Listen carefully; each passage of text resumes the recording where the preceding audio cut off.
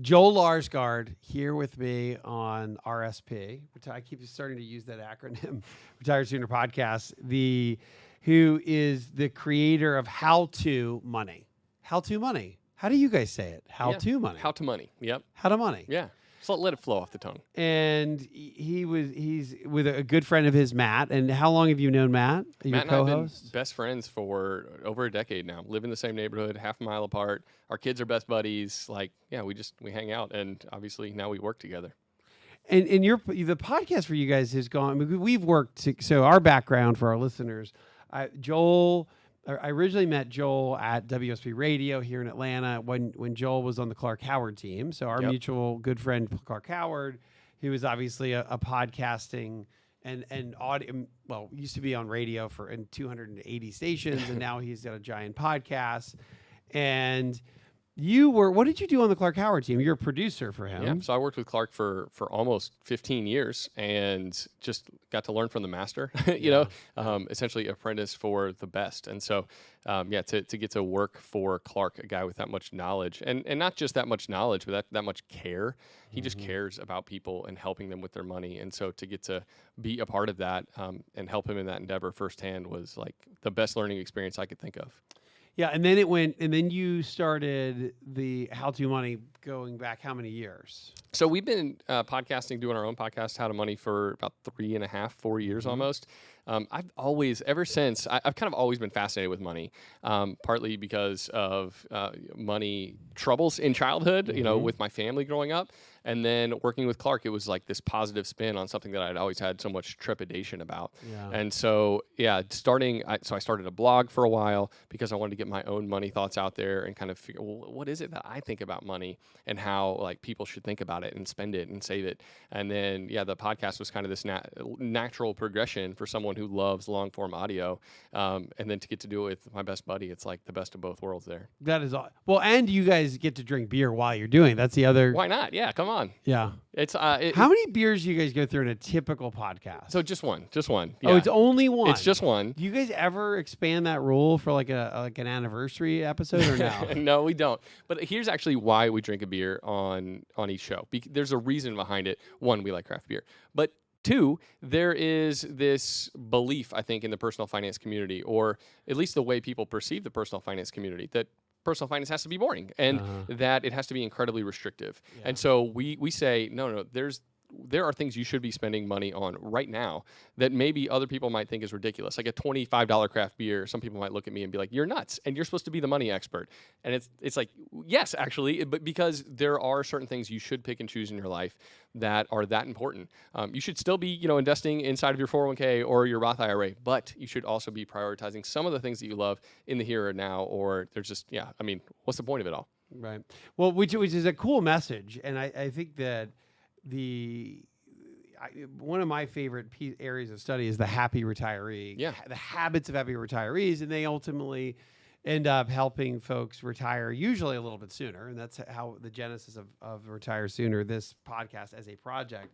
But it is interesting to me in talking about, I was just finishing up this book that's coming out in the fall, that we're interviewing anywhere from one of my chapters about, as long as you are pound wise, you can be penny foolish. Completely, right? You get the big stuff right, then who cares? You should celebrate craft beer if it's important. You should celebrate a particular trip that you love to do or a hobby that you love to do. So I love being able to help people think through giving themselves permission that it's okay to spend money on whatever's important. And our industry, to some extent, not only can it be kind of boring, but it's also, to your point, it's kind of this, don't do this and don't do that. It's the restrictive kind of, this is what you should be doing. Yeah. Don't buy the purse. It's micromanagement. It's over constraint, and people just then tend to tune out the whole thing. They like throw out the baby with the bathwater. And so why do you think, so many people, one, we don't prioritize financial education in this country, like in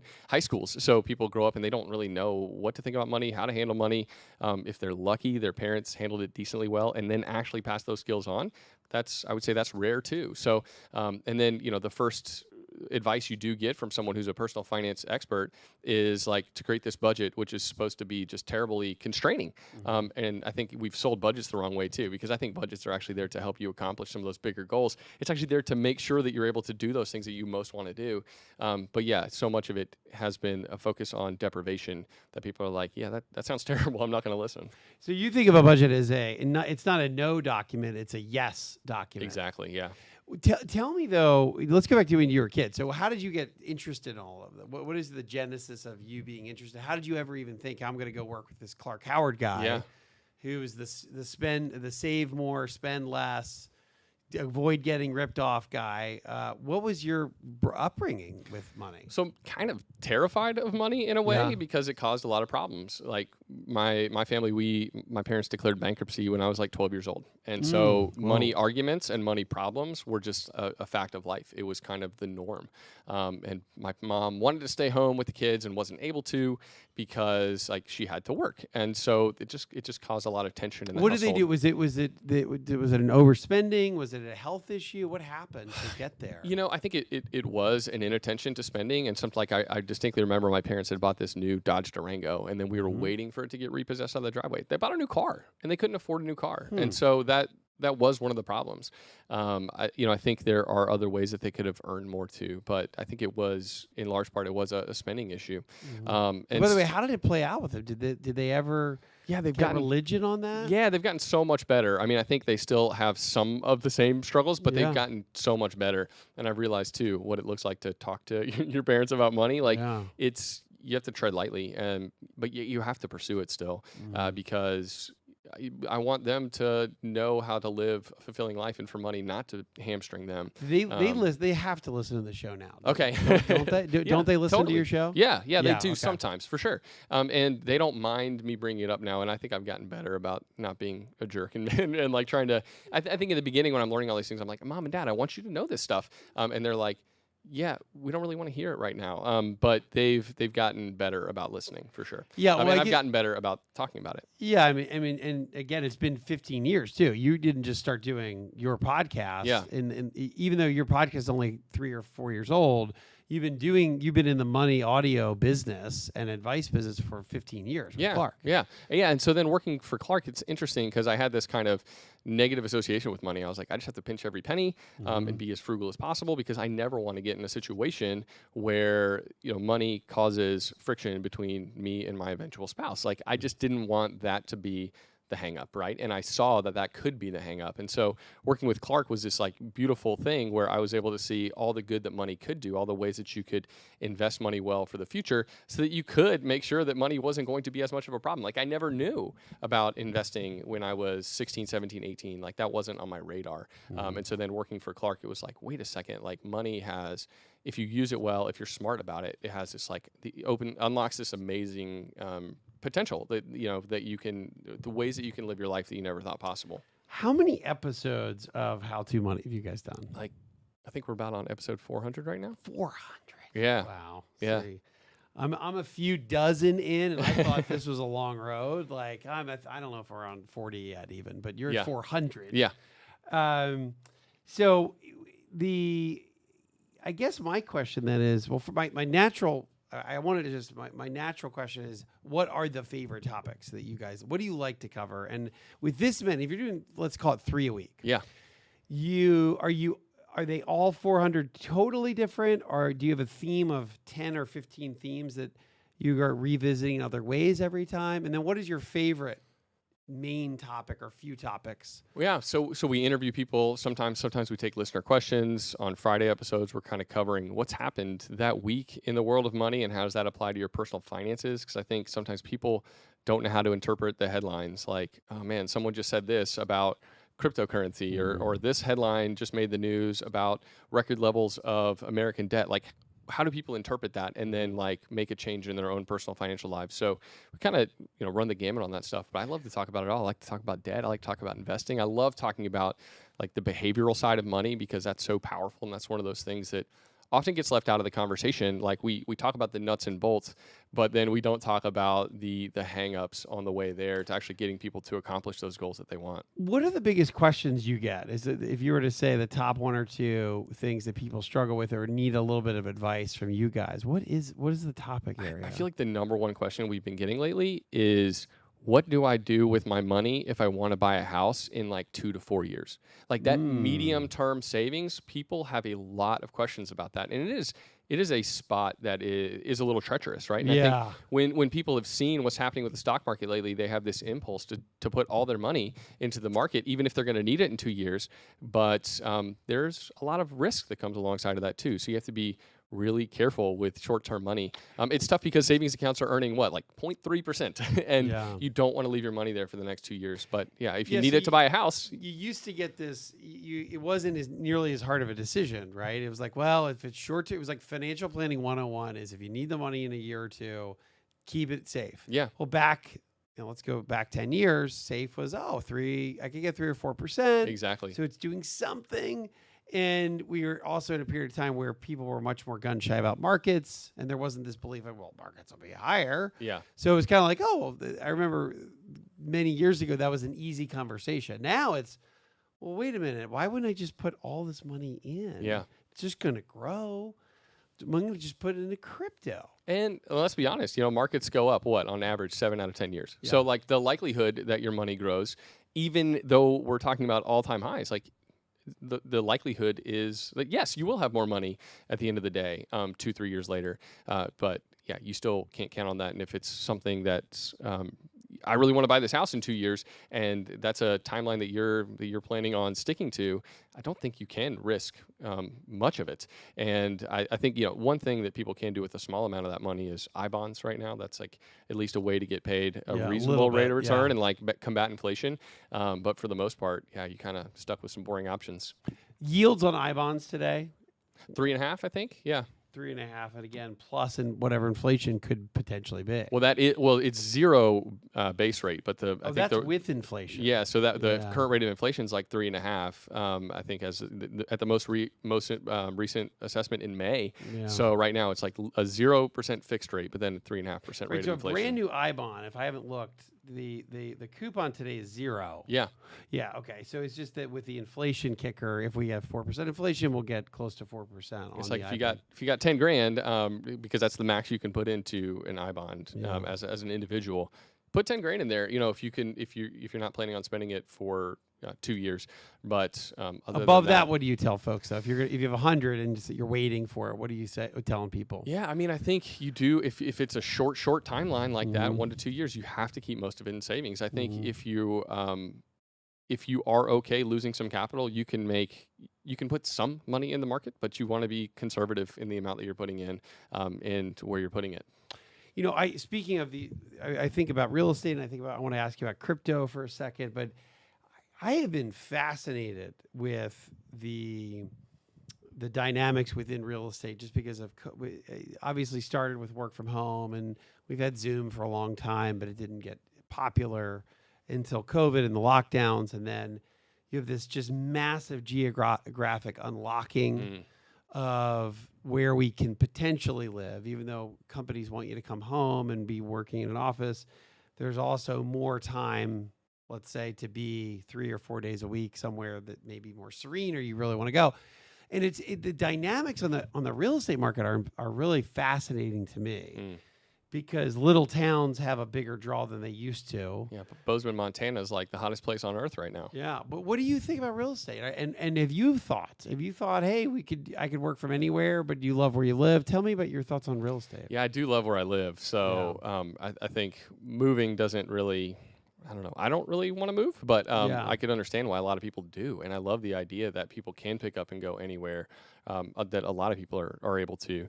And I think, real estate is one of those things where it's interesting when you look at the numbers, like affordability, even though prices have gone up quite a bit because interest rates have gone down quite a bit, affordability hasn't been hurt as much as you would think. No, Like that's a houses good are point. still, if you're going to hold on to it for a long period of time, it's not an unreasonable thing to take out a 30-year mortgage and pay a little more than you were hoping to. And it looks like there are some signs of softening in the real estate market too, right? Like houses that were getting 20 offers are now getting 2 or 3 offers. And so I think for folks that have been patient, finding a property is going to get a little bit easier, in these coming months, and hopefully prices will soften too. But Do you see real estate prices going down or just stop going up for a while? I think they're just not going to go up at the same rate, like because I think that's impossible, right? For that to continue to be the case. But yeah, I don't think we're in any sort of cycle where prices are going to significantly drop. I just don't see that happening either. Yeah. And I think the only way that things calm down in a major way is if interest rates tick back up, and and we're instead of getting a mortgage at 2.75, we're talking about 4.25. I mean, that's a big gap in affordability. People are not going to be able to afford as expensive of a home. Difference. Yeah, it really is. So I appreciate that with real estate. I think the next part here is crypto. I know you get you get questions about it. Yeah. Advertisers want to come on your show, crypto, because you've got your audience is what? Is it millennials and Gen X mostly, or is it across the board now? it's across the board. I would say Yeah. the main segment of our audience is probably folks in their 20s and 30s. But yeah, we get letters or emails from across the world, and then also people from all ages. It's really fun to see people in their 50s, 60s, and 70s write into and be like, I'm learning a lot. And we're like, oh, that's great. I love that. What are you telling them about cryptocurrency? So I think crypto is it's a space that's kind of fraught right now, and people are trying to figure out what it means and what these price movements mean. And I think it's I think I'm a little nervous to see the fact that people are going to be able to buy cryptocurrency inside of their retirement accounts. I think that for our listeners, I tell them that they shouldn't. That investing your long-term money for retirement in crypto is a bad move because it's unproven. I'm not sure what's going to happen with the price of Bitcoin tomorrow. If you are, then you're brilliant, or just you're a swami, right? But I can tell you where I believe the S&P will be in 10 years and be accurate within like a certain Range, point, right? Yeah, within a certain range. But with Bitcoin, I've no.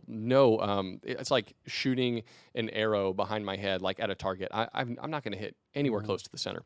So I think people need to be careful, and I think in particular, if you're going to invest in crypto, you need to put at most 5% of your overall investments in the space. I recently put in a small amount because I just I want to see what happens, and I want to dabble. But I'm talking about like 1% of my portfolio. So it's not going to make or break either way. Right. And I think that's part of the allure right now for a lot of people as they've seen run-ups is like the get rich quick, your eyes get big and you're like, that's what the meme stock attraction is too. It's like, well, man, if those people, if it went up 80% in a day and I want to get in on that. And that's just, that's not what investing is about. That's speculating. And that's just a different thing. That's not what we talk about on the show. That's not what we're into. Gosh, it is when you see the story of the 16-year-old kid who made $5 million in Dogecoin. Yeah. It's kind of, you're like, oh, is he a genius? Yeah. Am I an idiot, or is he just lucky? Right. And we've had other listeners who have Yeah. said, I invested a lot of my money in meme stocks, and I got burned. And so there's the other side of the coin. The headlines are By the way, good for Dogecoin them guy. actually saying that, because I I know. never hear from anybody that ever loses any money ever. Almost nobody will admit it, right? Never. Yeah, all you see is the headlines of the 5 million Dogecoin dude, but you rarely see the other people on the flip side of the coin who lost $20,000 or lost money they couldn't lose. And there are a lot of those people. Yeah, what are those stories? Are people losing 10 grand, 5 grand, 20, 30, 50? Have you heard anything? Is that kind of what you're The hearing? most recent question from our listener was, something along the lines of 25 grand. And that's, he made it sound like that was money he could lose, but at the same time, that was also a decent chunk of his portfolio. It's like that was not money he wanted to lose. And if I lose my 1% in crypto, if Bitcoin goes, to zero overnight, I don't lose any sleep. And I think if your Bitcoin holding or whatever cryptocurrency you're investing in, if that goes to zero overnight, you have to be willing to, I would hope that it would make you not lose sleep as well. Like if you're invested more than that in cryptocurrency, you're probably overinvested. It's funny. I was looking at and reading about kind of the restrictions that the Chinese government have on their equity markets and on tech. And Yeah. it's funny to think, we don't think of the U.S. government regulating something into non-existence really quickly, but we see examples of it. If you think in China, they wanted to get rid of for-profit education or education-oriented companies, and those stocks have crashed. Some of their technology companies, they've kind of reined in, those stocks have crashed. And it's really kind of this top-down thing. It's like a government saying, hey, I don't want this to be a big industry anymore, and they can do that. Now, we're not like that here, but regulation can change this really quickly, and that's what scares me. That's true, and there's more talk about greater regulation of the cryptocurrency markets, and so what effects will that have on the price of some of these cryptocurrencies? That remains to be seen, but I do think that should be just kind of like a warning shot that makes you think maybe a little bit harder about how much money you have there. What are the different, for our audiences, I think fairly gotten broader and broader as well. Broader certainly on the podcast than let's say radio. Yeah.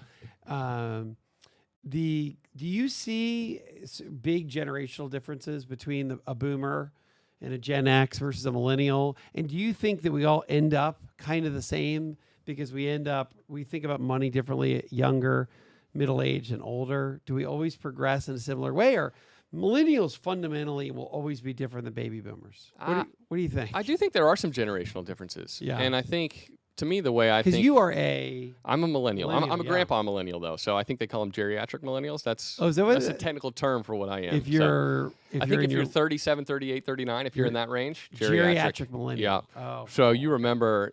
pre-internet days, you remember being on AOL Instant Messenger. That's how you chatted with your friends in like late middle school, stuff like that. That means you're an old You remember millennial. dial-up internet and that awful, nasty sound. Yes. I'm just trying to get on. And then, one of your siblings would pick up the phone to call their friend and they kicked you off the internet. Those were the good old days right there. Now you have it. Geriatric millennial. Yeah. So I think there's definitely some major differences in how cross-generational between how we handle money, how we think about money. I think some of those are good and some of those are bad. And some of those changes have actually kind of been forced on the younger generation. Like you can't bank on the fact that your employer wants to keep you around for 30 years anymore. Yeah, that's part of it. Yeah, so I think that's one battle that we have to face, right? Is that the likelihood... I stayed at an employer for almost 15 years. That's a long time. I don't have any friends in my cohort who have done the same thing. Like they've moved around 2 or 3 times by now, and it seems like younger folks are planning on moving around every 3-4 years. And so in some ways, that's not bad, right? You can make more money by moving around to a different employer, but it's not just then the millennials. I think millennials get blamed for saying, "Oh, they're flighty and they're going to hop to whatever job." Yeah. To your point here, which I hadn't thought of it in this perspective, is that they've seen a lot more change, and they've seen companies downsizing. They've seen the Great Recession. Yeah. And maybe they think, well, I'm not welcome for 20 years. I would say if you're a millennial and that didn't shock you into thinking that you had to kind of figure out a way to potentially be your own boss or to be more flexible in the workforce and to increase the amount that you're saving so that you're financially secure regardless of whether your employer wants you tomorrow or not, then I would say like you need to think again because that can happen again. And I think that was in some ways a terrible shock, but in some ways a good shock. We need to realize that your employer doesn't owe you, have that obligation towards you anymore. And so things have changed in our economy. Well, you were doing kind of dual paths, right? So you were working in radio with the Clark Howard team, and then you were also doing your podcast. At what point were you able to kind of say, go off totally your own entrepreneurial leap? Yeah. So I worked with Clark for almost 15 years, and then it was kind of on the side at night, doing nighttime podcasting with my friend. And then it turned out, we got a lucky break signing with iHeartRadio. And it was one of those things where we were able to continue doing it at night while I had my day job, building up financial security, getting ready for that leap. So I had a bunch of runway. So you're planning it. Yeah, planning it. And then it turned out that, when Clark retired from radio, it was this perfect time where I could be like, okay, all right, this was a great run. And now it's time for me to go do my own thing full time. So, and back to kind of the like generational thing, I think there's the concept of YOLO, you only live once. Yeah. I think that's a fascinating thing. Like to me, that's one of the biggest things generationally is you hear that a lot with millennials and Gen Z. And I think some parts of YOLO are are a good thing, right? You do only live once. And so the idea of working at a job that you hate for the next 35 or 40 years for a pension, like that's gone away in a lot of ways. And I think that's good. But then I think the other side of the YOLO coin can be like, listen, you only live once. I'm going to spend it all today. And because of that, a lot of millennials lack the financial security they need to be able to then, work in the job that they want to, or run their own business if they want to leave the corporate environment. I think there's both sides of that coin. There's like a good middle ground when it comes to YOLO, and people are missing on both sides oftentimes. I'm gonna mess this cartoon up, but I have this picture, this black and white cartoon. I've seen this where it's these two gentlemen sitting on a rock, and one of them says, you only live once, and he's the spend guy, and then the other guy goes, no, you only die once. You actually get to live every day. Yeah. And which is interesting. It's kind of like, they'll only live once thing. I get that. Yeah. But you kind of have to, you get to relive, you get to live every single day. So, I think about, and you have this interesting way of thinking about that balance, which I think is hard. And I'm here talking, thematically here on our show is really about how we can help people shave off some time. I think meaning that I no longer have to work. Yeah. Right. That's let's say I can retire a year sooner than I would have normally. And we do that in this conjunction of happiness habits. This is long list of ingredients, kind of like an Italian family recipe. You want to have as many of those ingredients as you can. You don't need all of them. But at the same time, as far as being able to retire, I think part of that is that in my industry, when I started in my early 20s, a lot of our families are in their 60s, and they are more of the, let's say, baby boomers or older millennials or older or Gen X. Yeah. And they ended up sticking around a long period of time in their jobs that they just don't love. Mm-hmm. And then but they almost, I look at that generation, it's almost like they feel more obligated to stick around. It's like, I stay with my employer, and I'm doing my commute. And then you get to the point where they're just like, I'm totally out of it, and I want to be done, Wes. Whereas I think what you're saying is that maybe there's a little more of a balance that anybody can adopt. Yep. That is, I really don't want to be at a job that I'm not loving. And I might be able to be pushed to be maybe a little bit more entrepreneurial. It sounds like that's kind of what you're saying. So how are you telling people to thread the needle between YOLO and safer retirement? Yeah. Well, I think part of what allows you to have that flexibility where you're not stuck at a job is by saving more. So if you're at a job that you don't like right now, increasing the amount of money that you're saving, we call it peace out money on the show. So I think that amassing a sum of money in the bank that gives you that flexibility, and again, this is money in savings that you need so that you can use it if you need to. It gives you that ability then to say, like, you know what, the place I'm working at, I don't really like the direction this company's taking, or my boss is trying to get me to work on Saturdays. Like he's trying to get me to work 60 hours a week. That is not the kind of life I want to live. But the only way sometimes, which you can say no to that, one, I say, like, look for another job, right? Go job hunting right now, especially the job market's great for you. But having that peace out money gives you the ability to then say, like, I can leave anytime I want to, because I have some runway to be able to, like, pay the bills for 6 months or 9 months. And I think that's job crucial. Love down, savings up. Yeah.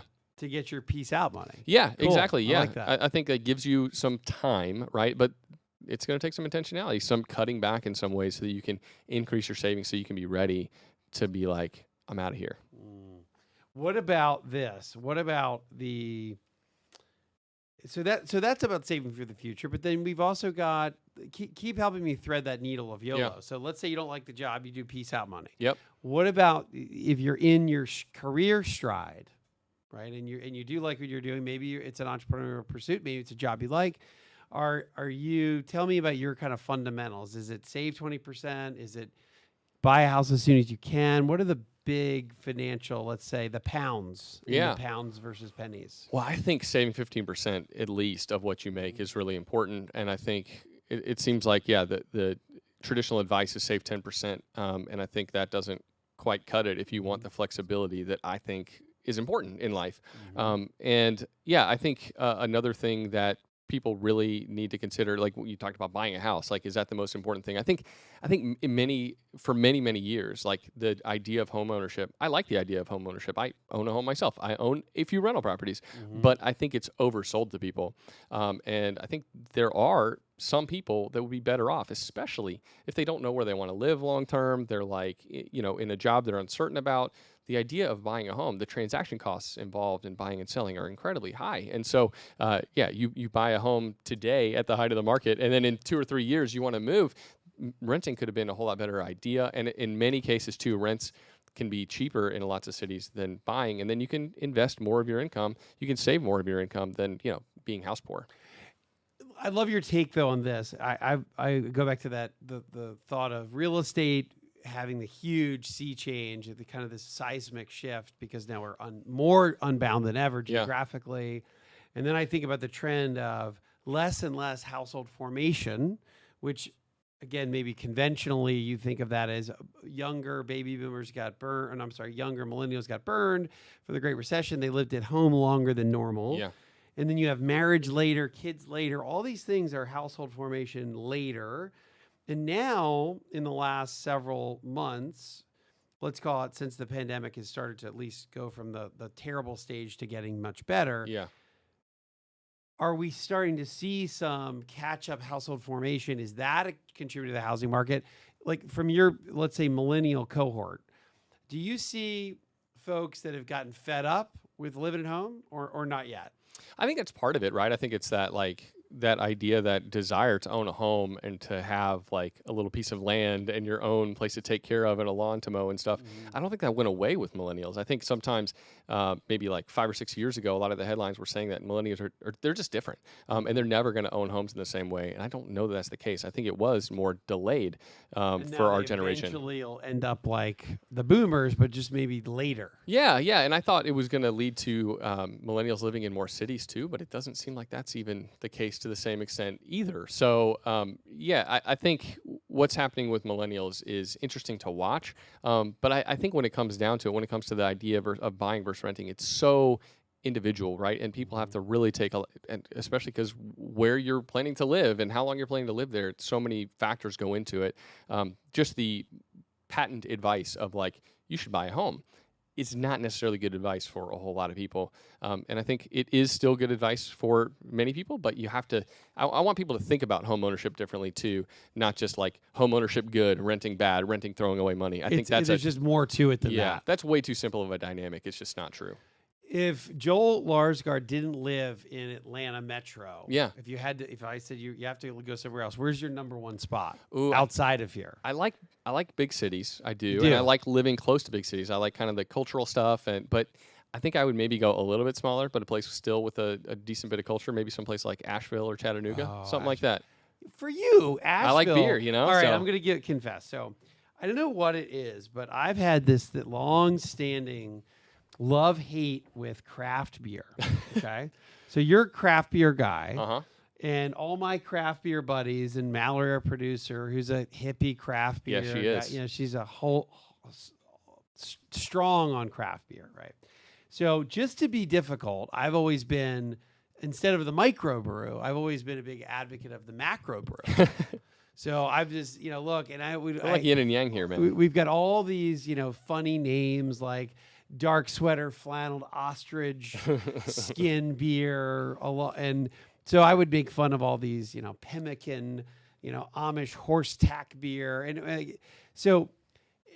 I've always kind of poked fun at my craft beer drinking buddies, and always purposely said, you know what, you guys have your craft beers, I'd like a Miller Lite, give me a Budweiser, right? A Mick Ultra. And I've even done that at breweries when I'll go and I'll ask like, do you guys have any Bud Light? And they're always so pissed at that, right? When I go with my dad to a craft brewery, he's like, do you have one that tastes like Blue Moon? And I'm like, Dad, you can't ask that question. Like, that's not okay. That's actually offensive. You can't ask the craft brewery if they make a beer that tastes like Blue Moon because they're hoping to make something that tastes much better. Oh, it's interesting. I would think that would be like a really polite thing. Like, hey, I want something like another one of your craft beer cousins. Yeah. Blue Moon's a craft beer, right? No, not really. No. So, see, I don't even know that. I Sorry. thought Blue Moon was craft. In real life, it's like a macro brew. Yeah, it might even be brewed by Coors or something. Oh, wow. Yeah. See, Yeah. so this is just, so okay, so this is my confession to Uh-huh. you, and I'm only telling you this because you're a craft beer guy, and we're long-term buddies, and then you're not going to be mad at me. You're not going to judge me for this. I won't. So then I'm not. I went, Some people hold up their nose in the craft beer community. I'm not that kind of guy. So then I went to Asheville.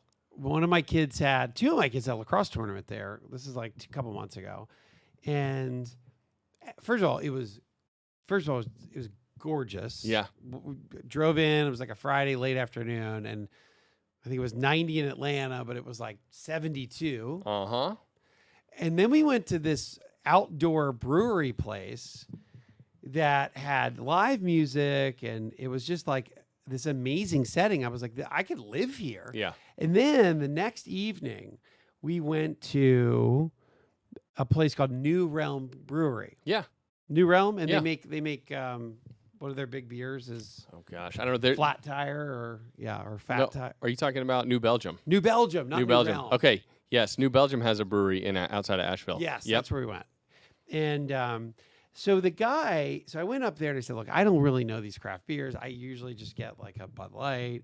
And he was cool about it. Yeah. He didn't read me the riot act. Good. I appreciate that. He was like, oh, he's like, well, what? He's like, so, and I was like, there's an ale, there's a lager, and there's all these things. I'm like, I don't really even know what each one is. And he was like, well, hey, man. He goes, hey, dude, why don't you try a little bit of each one and tell me which one of these categories you like? So he spent like 10 minutes with me. And I guess it was like a beer tasting, which I've never done. Did you find something you liked? And I was like, I don't like this one. And I was like, I really like this category. He gave me like 2 tastes of this one category. Uh-huh. And they were all in the lager family. Yeah. And he goes, this is why you like the beers that you like, because you like lagers. Uh-huh. And he was like, well, try this lager. And it was one of their many.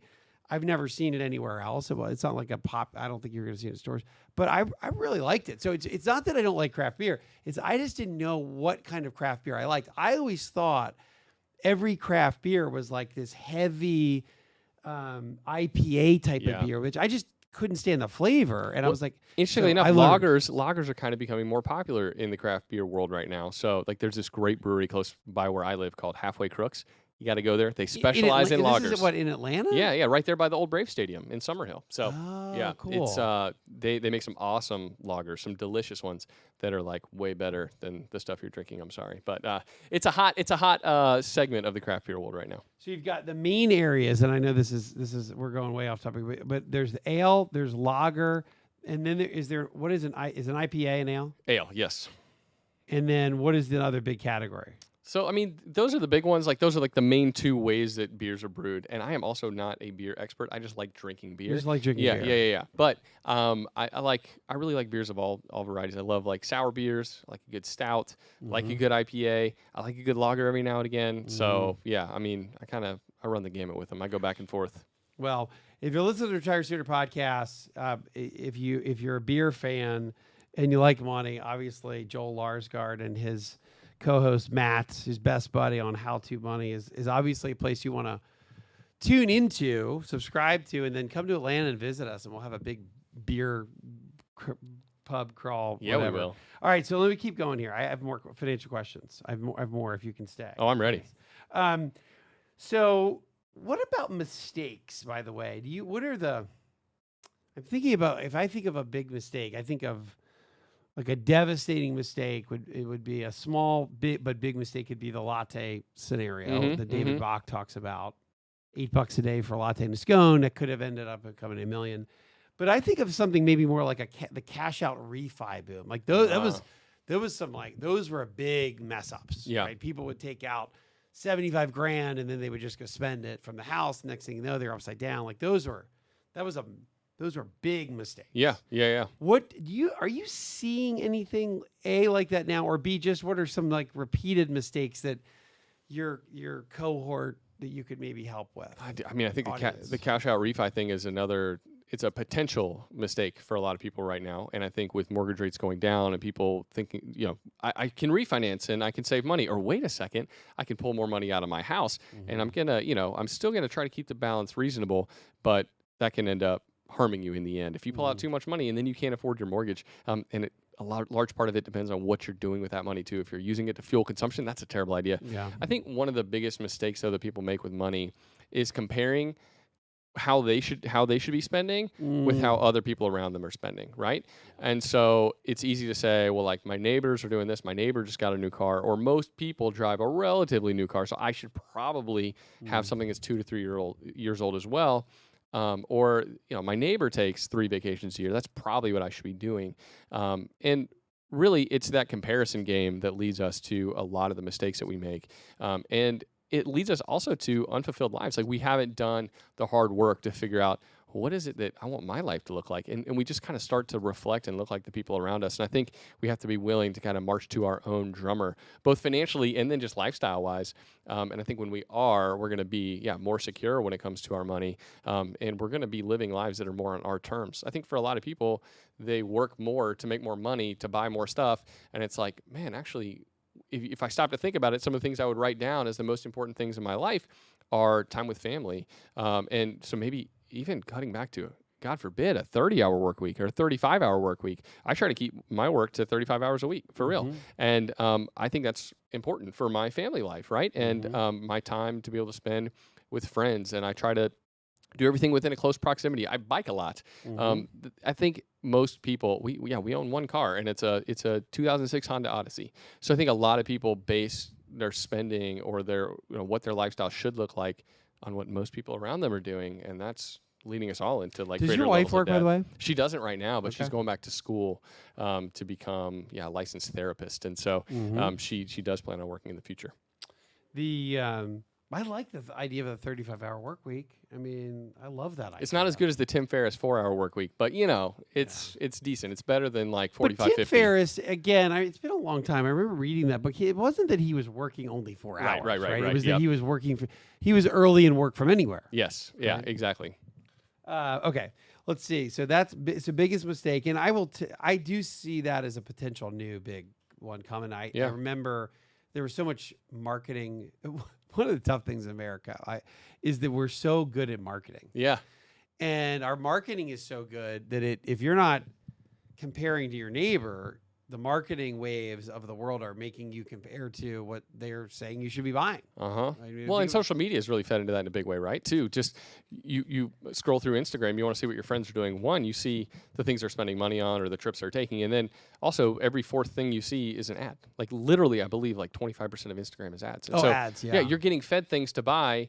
And the algorithms have gotten so good. You're like, how did they know that's kind of something that I would be interested in? Have you ever fallen prey to an Instagram ad? Sure, of course, everyone has. Yeah. I mean, we all have, but I'm definitely a fan of people like curbing their social media consumption for multiple reasons. But that's one of them. Yeah, for sure. Yeah, God, they're so good. They know you. They know you inside out. Yeah, it's amazing. So, what about this? What about you? What has there been any one single piece of financial advice maybe that you've learned along the way, or from a lesson, or from Clark, that's been game changers? It's just been a bunch of fundamental ingredients. What are or maybe some of the favorite things that you've changed over the years? I think probably the biggest change that I made, like when it came to money, the biggest thing that I feel like has produced the best return was being encouraged to buy rental properties. I feel like rental properties have been so good for me in so many ways. One, I'm just kind of naturally like interested in real estate and neighborhoods. I'm kind of fascinated by it. Like if I didn't do what I was doing, I'd probably be a real estate agent. Like that sounds fun to me.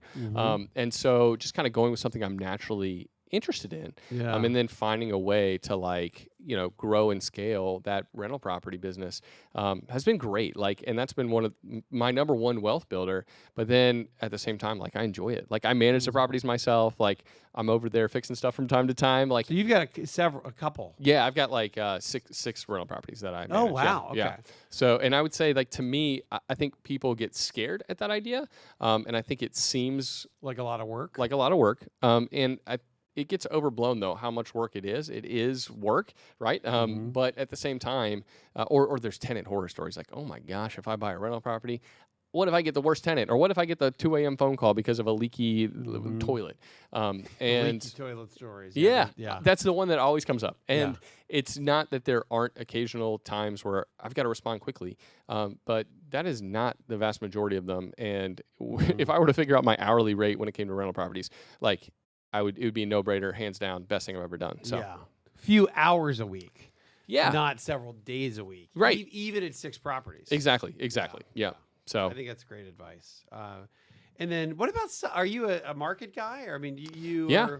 are you an index Index fund. investor? Yep. And you do want to put obviously some money in liquid assets too, to retirement assets. Right? Yep. But for me, yeah, it's been my 401k and now that Mostly I'm, stocks. yeah, mostly stocks. Like truly the S&P 500 index fund is where I have put almost all my money for a lot of years. And I think, yeah, what you were talking about recently with like the rule of law in China and like for an investment, I don't think it's the worst idea possible, right? I think like having some money in emerging markets, like in other places, is not a bad idea. But for me, I feel like the S&P 500 makes a whole lot of sense. And you know, Jack Bogle's arguments about whether or not to invest overseas or to keep all your money in the total U.S. stock market fund is.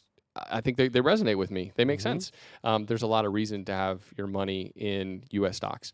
And so, yeah, for me, that's what I've prioritized, and that's how I've invested most of my money. And I think one of the other important reasons why... So you don't look at, so you have never necessarily been individual companies or are owning No. technology or anything. I don't have the time, and I don't know that I have the desire to really try to like pick the winners. And find sectors or Yeah. particular companies. And sometimes I'll see something and I'm like, that, or especially in the pandemic, as you've seen certain reactions, you're like, of course that company did better. Like I Right. wish I had thought about that. I wish I Of had course, known. Zoom. Yes, Yeah, of course. like duh. Right. In hindsight, that makes a whole lot of sense. Yeah. But investing in Zoom now, like I don't know, like is that a good idea? And so, I mean, I would I would lose a whole lot of sleep. Even just putting a small amount of money in crypto, I'm like, I'm following the price of Bitcoin more, and that's just not what I want to be doing with my life. I think one of the other reasons, though, that investing really, really simply in something like whether it's a target date fund or an index fund, total stock market fund. One of the benefits of that is simplicity, and a lot of people don't get started because it seems so complex. Yeah. They're just like they tune you out because you got to do this to rebalance every year, and you got to do this in order to even get started. Like you have to be diversified at this level, and you have to own 12 different ETFs in order to have a balanced portfolio. And people are like, cool, not going to do that. I guess I'll just stop, not be an investor. Right. And I think it's helped a lot of people to realize that owning 1, 2, or 3 funds is possible. You can be an investor, and you don't really have to amass a ton of knowledge. You don't have to, you don't have to research individual stocks like on your lunch break in order to do it. As long as you say highly diversified index. Yeah. Mostly U.S. is what you're talking about. Yeah. And I think, and if people want to do a target date fund, that's another easy button way to invest. And if more power to you if you want to use your lunch break to research individual stocks and start investing in that way. It's not for me, but I think people need the simple advice oftentimes so that they can feel comfortable doing it. I think we did. I'm pretty sure we did a podcast here about target date funds. I don't know if it's. I don't know the order of when we end up launching these, but I to some extent, I'm in agreement with target date funds are a good plan. Right? What'll typically I don't think they're the best plan because I think they can get too conservative for a lot of retirees when you get into retirement. They're too conservative for a lot of 20-somethings too, I think. But to your point, the enemy of a good plan is the dream of a perfect plan. Yes. So they may not be perfect, but they're pretty darn good. Exactly. It's at least better than sitting money in a money market. And that's kind of a big thing why they were designed. It's kind of like there was so much money being left in the default option in 401k plans that were at money market. Then target date funds came along and the rules changed so that now that's become more of a default, which is still better than nothing. Yeah, so. Completely. I agree. And that's another question we get a lot too is like, well, I've opened my Roth and I've put money in there, but then where do I put it? How do I invest? And that's a lot of people open their retirement account. Still want to know how to invest. They still make the mistake of just putting the money in the Roth into a money market fund and not actually investing the money. And so they just haven't taken that next extra step that's crucial, right, in order to start building wealth. So many options. We get paralyzed sometimes. Yeah. That's why I like Aldi too, by the way, as a grocery store, because when you go there, there's one ketchup, right? When I go to Kroger and there's 36 ketchups and there's different sizes and different brands and different items on sale, I'm like, which one do I pick? I don't know. So Aldi makes it easy. Aldi makes it easy. I like that analogy. That's a good one, actually. It's very good. What about, so you've got a little kid. How old are your kids, by the way? They are 8, 6, and 2. 8, 6, 2. Yep. What about, so you have a nice balance right now in life. You have a really good balance. Do you, and again, this is the different, I go back to the Gallup study that gets reproduced over and over again, where 1 in 5 people love a job, 3 in 5 are okay, kind of like take it or leave it, and 1 in 5 hates their job so much they're trying to bring their employer down. Yeah. The folks that I see when I retire are the 80%, not the 20% that love, but the group that take it or leave it, and obviously the ones that hate their jobs. But for you, if you've got a really nice career and a nice balance, do you ever think of a particular date where you're totally not working, or do you think of work as just kind of this marathon we just do forever, if as long as we don't hate it? Yeah, I mean, I think it's probably going to look different for lots of people. Like my mom is about to turn 66, and she's ready to be done with it. She's, probably similar to a lot of the people that you're speaking with, and she's like, I'm going to stick it out another year because I know I need to, and like delaying, the taking of Social Security another year is really important for her at this point. But for me, I've tried to find a way where I could kind of do what I want to do with my time when it comes to work. I've been really fortunate in that too. So I like it. I like it a whole lot. I get excited. Like we were on vacation for 2 weeks. It's the first time I've ever done 2 weeks back to back, and it was great. And I was kind of like, I'm ready to get back and record some podcasts. Like I just really enjoy it. I enjoy the material. I enjoy creating audio. And so I feel fortunate in that regard. But yeah, so for me, I don't really have a retirement date. Like I'm planning to retire at 55 or 65 or 75. But at the same time, I want to get to the point where I'm completely financially free. Like where if for some reason I do start to hate it, or the company I'm working with starts to impose certain requirements that I'm not okay with, I want to be able to say, no, I'm going independent. I'm going to do my own thing. Yeah. And so I think that's important, that you don't necessarily have to have a retirement day picked out of when you're 55 or 60, but I think planning ahead and trying to get to the point where you're more and more financially independent, it allows you to make more decisions that you want to make, not based on what you have to do for to be able to generate another paycheck. Besides macro brews, which I know you love, or I'm sorry, craft beers. Yep. Micro brews that you love. Is micro the right word for that? Yeah, microbrewery still. Yep. Oh, okay. This is okay. I guess I'll ask you this. I don't know why. Tell. What are your thoughts on the FIRE, real quick? The FIRE movement, financial independence, retire early. I think it's got a lot of merit. I think there's a whole lot. I think in a lot of ways, the FIRE movement was a reaction to the Great Recession, right? It was that like, I don't know that anybody's going to be looking out for me, and I need to look out for myself. And so if I can suck it up and save 50% of what I'm making, then I can retire in 12 years or something like that. But I think there's also there's like a view of work in the FIRE movement sometimes where some of those folks are trying to escape something that they hate, and they're like buckling down for a really long time. Like you think about it, 10 or 12 years or 15 years, that's a long time to do something you hate, or to do work you don't enjoy, or to be overworked. And so I don't think that's a great solution either.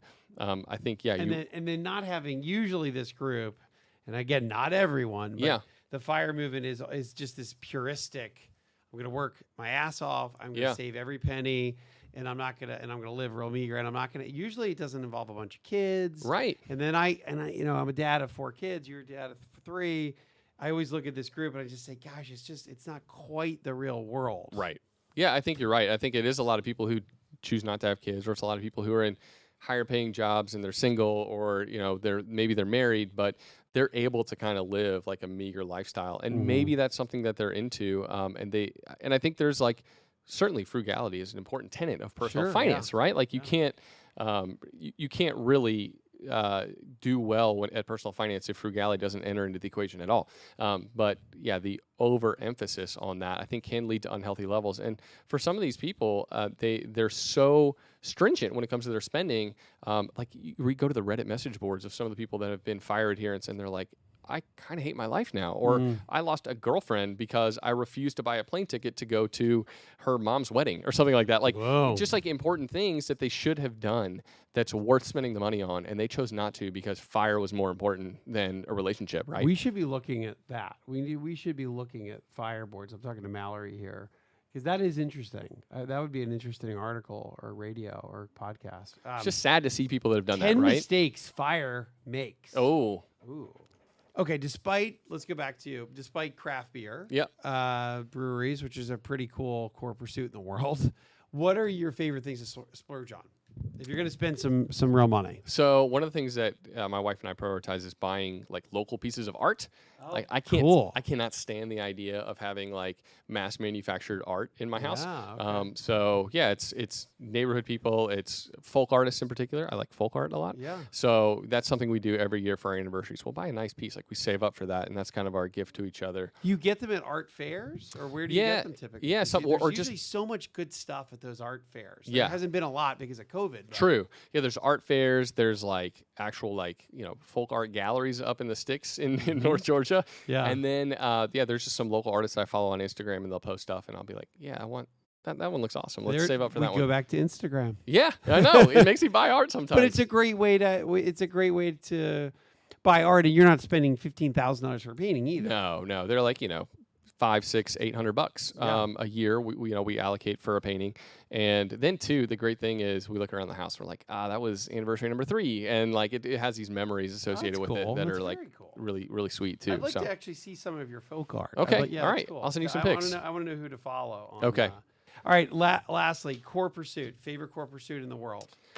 Core pursuit is a hobby on steroids. Probably disc golf. Yeah, I love disc golf. It's a free sport. If you go to Play It Again Sports, you buy 2 discs for $8 each, and then you can go play unlimited disc golf. That's like one of my favorite things to do. It like clears your head. You get out there in nature a little bit, and you can also bring a beer with you if you want. That's cool. All right, Joel Larsgaard, host of How to Money. Longtime friend in the radio / now podcast industry. Yeah. So much to learn from you, and just enjoyable to sit down. And I wish we should have had a beer. Yeah, we should have. I think that's on Mallory, really. She should have provided the beers. That's our producer. Yeah. Ratio. Wow. I'll be talking with her about that. You need to definitely have a conversation. Joel, thanks, man. Thanks for having me.